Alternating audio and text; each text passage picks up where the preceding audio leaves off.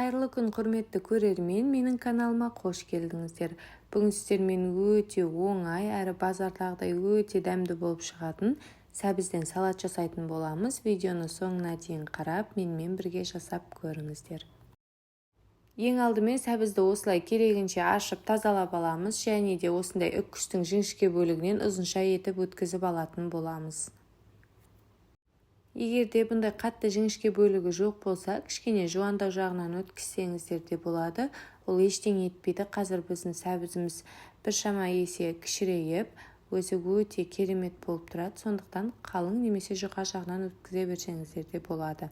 Осылайша барлығын теркадан өткізіп алдық. Содан соң осы сәбізіміздің үстінен 1 шай қасық тұз және де 1 шай қасық қант саламыз. Содан соң 2 шай қасық 9 немесе 70% уксусты толтырмай құйып шығамыз. Барлығын жақсылап қолымызбен мыжып араластырамыз. Бізде осындай кішкене сөлі бөлінеді. Және де сәбіз біршама есеге кішірейеді. Осылайша жақсылап мыжғылап араластырып 15 минуттай уақытқа қойып қоямыз.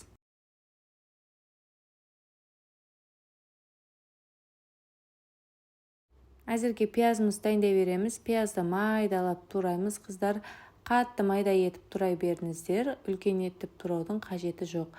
Осылайша майымызды алдын ала қыздырып қоямыз. Содан соң майда етіп пияздарымызды турап аламыз. Және де қызып тұрған майда пиязымызды кішкене қызарғанша қуырып аламыз.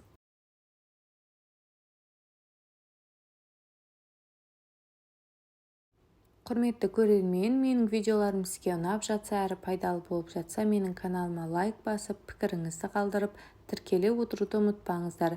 Менің каналымның әрі қарай дамуына да өзіңіздің үлесіңізді қосыңыз.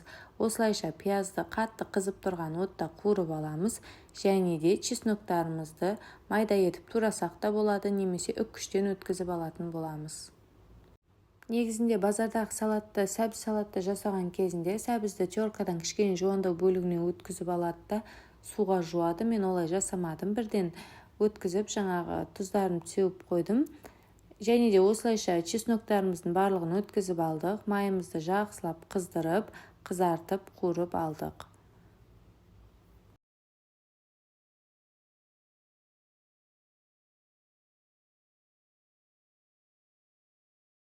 Жаңағы дайындап қойған сәбіздің үстінен 1 шай қасық қара бұрыш және де 1 шай қасық ащылау қызыл бұрыш, содан соң 1 шай қасық міндетті түрде кориандр қосамыз, және де қалауыңызша паприка қосып жіберсеңіздер де болады.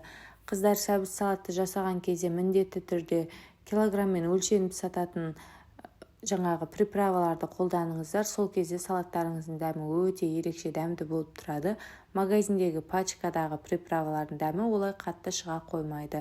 Содан соң жаңағы үккіштен өткізіп алған чесногымызды салып, үстерінен қызып тұрған майымызды, пиязымызды саламыз, және де барлығын жақсылап араластырып аламыз. Алдымен осылай вилкамен араластырып алыңыздар, өйткені біздің майымыз ыстық болып тұрады. Содан соң қолыңызбен жақсылап араластырып аламыз.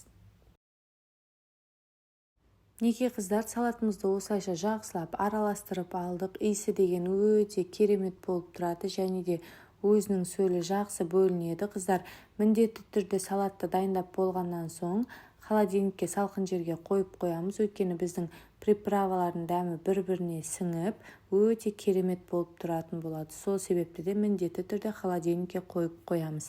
Неке қыздар, осымен біздің салатымыз дайын болды. Өте керемет, иісі де өте күшті болып тұрады. Міндетті түрде жасап көріңіздер. Базардағы алып жүрген салатыңыздан еш жері кем емес, өте керемет болып тұрады. Сол себепті міндетті түрде өзіңіз үйде жасап көріңіз.